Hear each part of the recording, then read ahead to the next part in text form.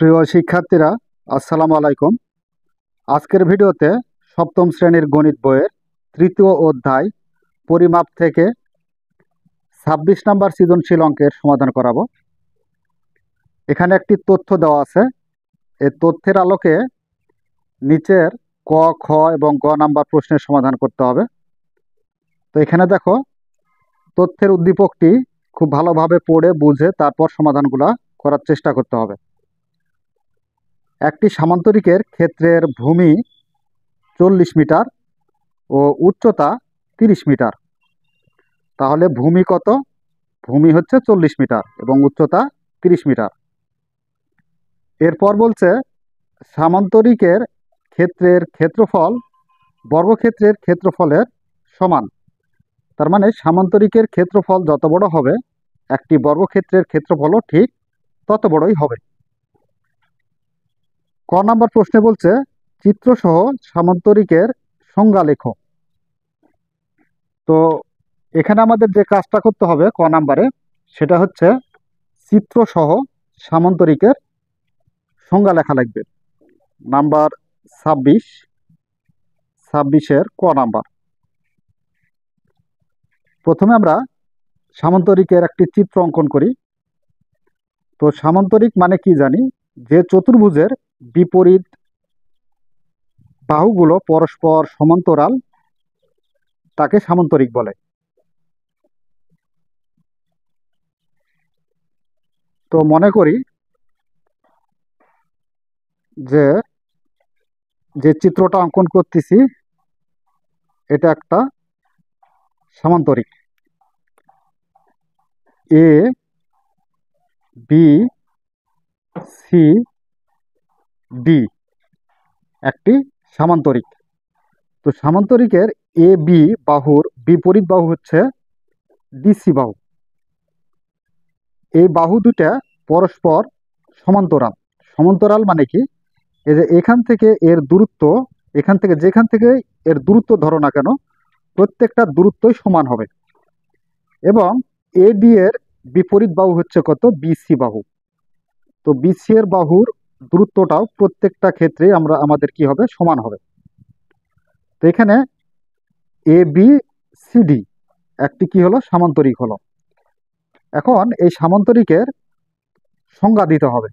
তো এখানে দেখো, এই যে সংজ্ঞা দিতে বলছে, তো আমরা এখানে বলতে পারি যে চতুর্ভুজের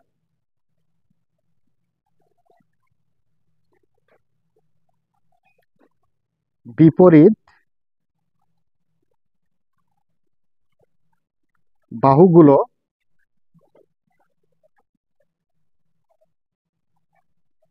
পরস্পর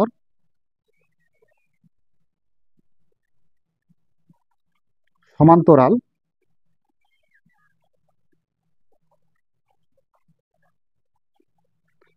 তাকে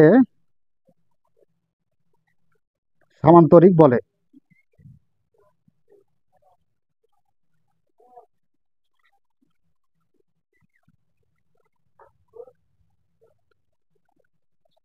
আচ্ছা, আমরা এখন চিত্রে দেখতে পাচ্ছি কি এ বি সি ডি একটি সামান্তরিক।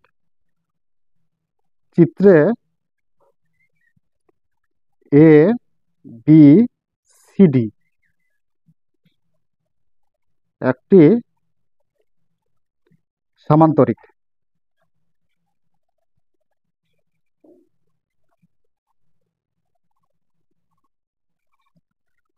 তো আচ্ছা, ক নাম্বার প্রশ্নের সমাধান শেষ। এখন আমরা খ নাম্বার প্রশ্নের সমাধান করব। খ নাম্বারে কি বলছে দেখো, খ নাম্বারে বলছে সামান্তরিকের ক্ষেত্রফল নির্ণয় করো। তো সামান্তরিকের ক্ষেত্রফলের একটা সূত্র আমরা জানি, ভূমি গুণ উচ্চতা। তো এখন নাম্বার খ আগে দিই, দেওয়ার পর এখানে আমরা লক্ষ্য করি, দেখো যে মনে করো যে এটা একটা সামান্তরিক। এই সামান্তরিকের এটা হলো ভূমি আর এটা হলো উচ্চতা। তো সামান্তরিকের ক্ষেত্রফল বের করতে হলে ভূমি আর উচ্চতার প্রয়োজন হয়। তো এখানে ভূমি কত দেওয়া আছে? ভূমি দেওয়া আছে 40 মিটার এবং উচ্চতা দেওয়া আছে 30 মিটার। তার মানে এই যে ভূমি, এটা হলো ভূমি, ভূমি হচ্ছে 40 মিটার এবং উচ্চতা, এটা হলো উচ্চতা, উচ্চতা দেওয়া আছে কত মিটার? 30 মিটার।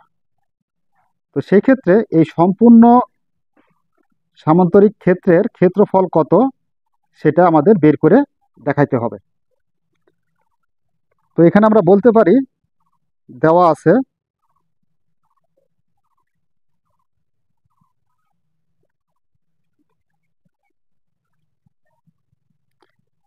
সামান্তরিকের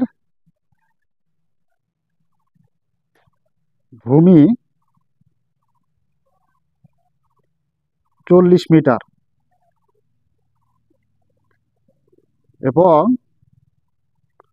উচ্চতা 30 মিটার। তো এই যে সামান্তরিকের ক্ষেত্রের ভূমি হচ্ছে 40 মিটার এবং উচ্চতা 30 মিটার। তো সেই ক্ষেত্রে খ নাম্বারে কি বললো? সামান্তরিকের ক্ষেত্রফল নির্ণয় করতে হবে। অতএব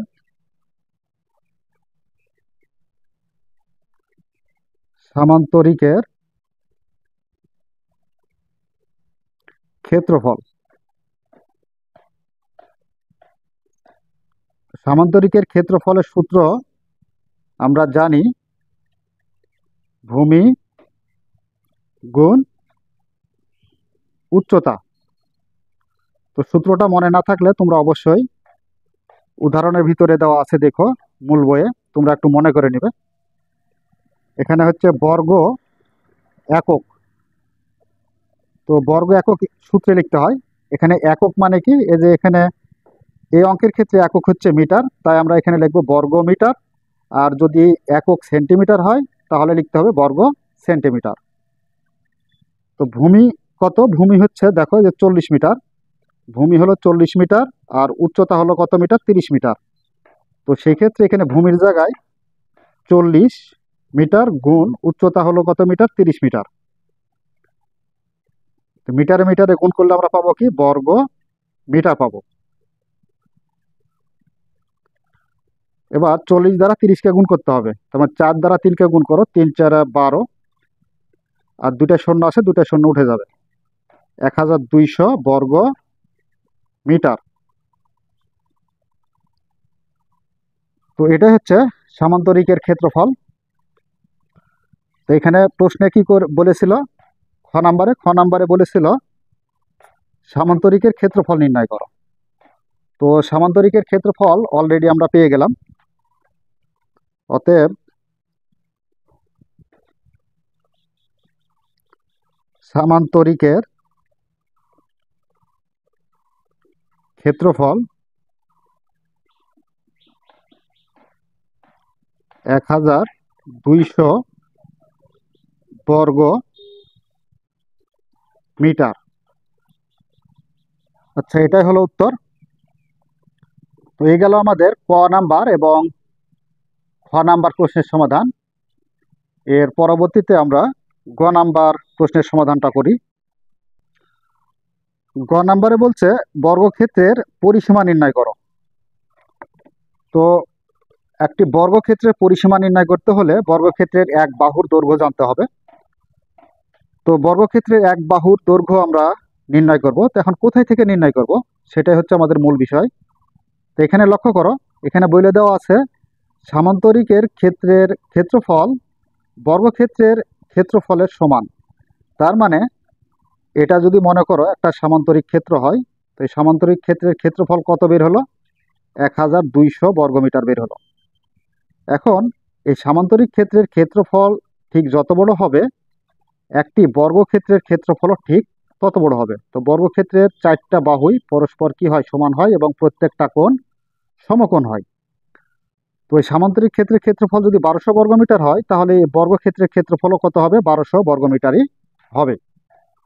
তো এখানে যদি আমরা এক বাহুর দৈর্ঘ্য বের করতে পারি এই বর্গক্ষেত্রের, তাহলেই আমরা এর পরিসীমাটা বের করতে পারবো। কারণ হচ্ছে আমরা জানি যে বর্গক্ষেত্রে 4টা বাহু থাকে এবং 4টা বাহুই কি হয়? সমান হয়। অর্থাৎ এই বাহু, এই বাহু, এই বাহু, এই বাহু, এই 4টা বাহুই সমান। তাহলে আমরা 4কে এক বাহুর দৈর্ঘ্য দ্বারা গুণ যদি করি তাহলে আমরা পাবো কি বর্গক্ষেত্রের পরিসীমা পেয়ে যাব। তো এটা হচ্ছে আমাদের বর্গক্ষেত্রের পরিসীমার সূত্র।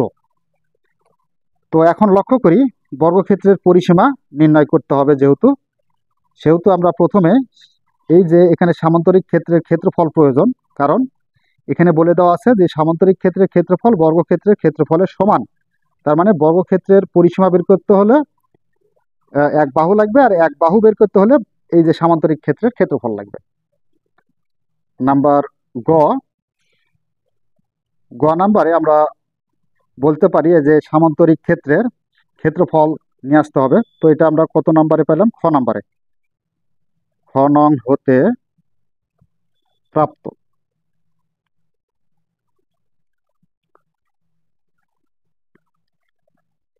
সামান্তরিকের ক্ষেত্রফল 1200 বর্গ মিটার। তো আচ্ছা, এখন আমরা মূলত এখানে বলা আছে যে বর্গক্ষেত্রের ক্ষেত্রফলের সমান, সেটা কি সামান্তরিক ক্ষেত্রের ক্ষেত্রফল। তো এখানে আমরা বর্গক্ষেত্রের একটা ক্ষেত্রফল কাল্পনিকভাবে তৈরি করব, সেটা হচ্ছে আমাদের নিজের তৈরি। ধরি বর্গক্ষেত্রের এক বাহুর দৈর্ঘ্য ক মিটার। অতএব বর্গক্ষেত্রের ক্ষেত্রফল। তো বর্গক্ষেত্রের ক্ষেত্রফলের সূত্র আমরা কি জানি? বর্গক্ষেত্রের ক্ষেত্রফলের সূত্র জানি বাহু গুণ বাহু। তো এখানে বর্গক্ষেত্রের এক বাহুর দৈর্ঘ্য আমরা কত ধরেছিলাম? ক মিটার। তার মানে এই যেটা ধরো বর্গক্ষেত্র, এই বর্গক্ষেত্রের প্রত্যেক বাহুর দৈর্ঘ্য ক ক ক ক। অর্থাৎ বর্গক্ষেত্রের প্রত্যেক বাহু যেহেতু সমান থাকে, সেহেতু বর্গক্ষেত্রের ক্ষেত্রফল হবে ক গুণ ক, অর্থাৎ এক বাহুর দৈর্ঘ্য গুণ এক বাহুর দৈর্ঘ্য সমান ক দ্বারা ক কে গুণ করলে আমরা পাবো কি ক স্কয়ার। তো মিটারে মিটারে গুণ করলে কি পাই? বর্গ মিটার পাই। তো আচ্ছা দেখো, এখানে বর্গক্ষেত্রে এখানে ক্ষেত্রফল আমাদের নিজের কাল্পনিকভাবে তৈরি করা একটা ক্ষেত্রফল পাইছি কি ক স্কয়ার। আর এখানে বলা আছে যে সামান্তরিকের ক্ষেত্রফল বর্গক্ষেত্রের ক্ষেত্রফলের সমান। তাই এখানে আমরা বলতে পারি প্রশ্ন মতে যে বর্গক্ষেত্রের ক্ষেত্রফল যত বড় হবে একটি সামান্তরিক ক্ষেত্রের ক্ষেত্রফলও তত বড় হবে। তো বর্গক্ষেত্রের ক্ষেত্রফল সমান সামান্তরিকের ক্ষেত্রফল।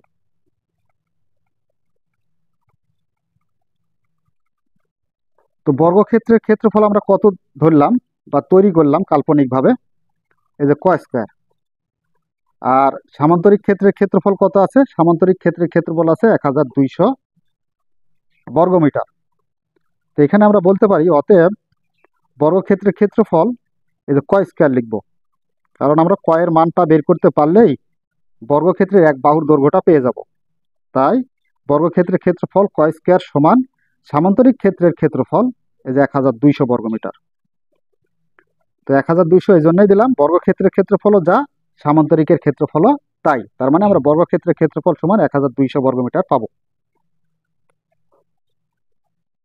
তো এখন এই যে ক স্কয়ার স্কয়ার যেটা আছে স্কয়ারটা অপসারণ করতে হবে, তার মানে সরায় দিতে হবে।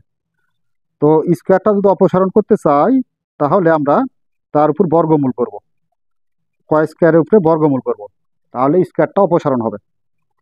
তো আমরা যদি ক স্কয়ারের উপর বর্গমূল করি তাহলে অবশ্যই 1200-এর উপরও বর্গমূল করতে হবে, কারণ উভয় পক্ষেই বর্গমূল করতে হয়।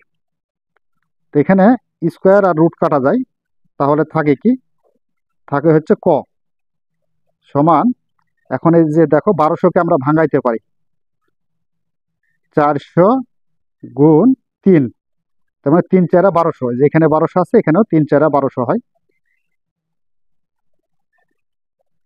ক সমান এই 400-এর উপরে রুট আছে, আবার 3-এর উপরেও রুট আছে, তার মানে 400-এর উপরে আমরা রুট মানে কি বর্গমূল দেব, এবং 3-এর উপরেও রুট দেব। তো 400-এর বর্গমূল পাওয়া যাবে। তো 400-এর বর্গমূল কত?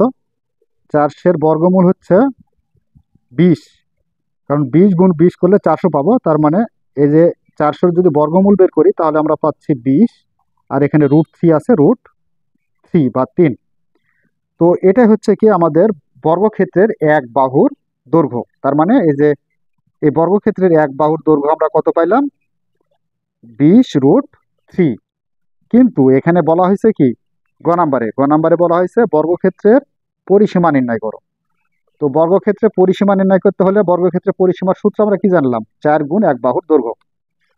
তাহলে এখন আমরা বলতে পারি অতএব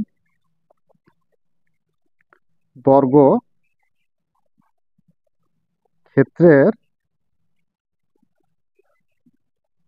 পরিসীমা সমান 4 গুণ এক বাহুর দৈর্ঘ্য। 4 গুণ এক বাহুর দৈর্ঘ্য কত পাইলাম? এই যে ক ক এর মান যেটা হবে সেটা হচ্ছে এক বাহুর দৈর্ঘ্য, কারণ হচ্ছে যেখানে আমরা বর্গক্ষেত্রের এক বাহুর দৈর্ঘ্য কাল্পনিকভাবে ধরেছিলাম কত? ক। তাহলে এই এক বাহুর দৈর্ঘ্যটা হবে কি, এই যে 20√3, 20√3, √3 তো না, 3 দেওয়া যাবে না। এবার এই 4-কে 20 দ্বারা গুণ করো, 4 20 কত হয়? 80, √3। এই 80-কে √3 দ্বারা এখন কি করব, আমরা গুণ করব। তো √3-এর মান তোমাদের মনে না থাকলে অবশ্যই একটু ক্যালকুলেটর ব্যবহার করবে। এখানে 80 গুণ √3 দিয়ে সমান চাপবে, তাহলে আমরা পেয়ে যাব হচ্ছে পরিসীমা 138.56 মিটার। তো এটাই হচ্ছে বর্গক্ষেত্রের পরিসীমা, আর এটাই আমরা উত্তরটা লিখতে পারি, এটাই উত্তর। তো প্রিয় শিক্ষার্থীরা, এই ছিল আমাদের 26 নাম্বার সৃজনশীল অঙ্কের সমাধান। আশা করি তোমরা খুব সহজে বুঝতে পেরেছ। যদি বুঝতে পেরে থাকো তাহলে অবশ্যই আমাদের চ্যানেলটি সাবস্ক্রাইব করে আমাদের সাথেই থাকবে। এই বলে আজকের মতো ক্লাস এখানেই শেষ করছি। ধন্যবাদ সবাইকে।